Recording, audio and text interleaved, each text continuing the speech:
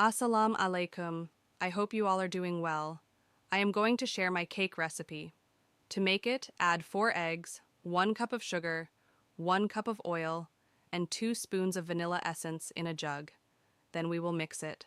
After mixing, we will add 2 cups of flour, 2 teaspoons of baking powder, 1 teaspoon of baking soda in a separate vessel, and mix it as well. After mixing, we will add our first mixture in it. We will add and mix it, and after adding this mixture, we will add half a cup of milk in it. After mixing, well, now we will take a vessel in which we will bake our cake. In this, we will grease the oil and dust the stomach a little bit. In the pot, we are going to bake the cake. After adding it, we will sprinkle our dried fruit on top. Now our cake mixture is ready.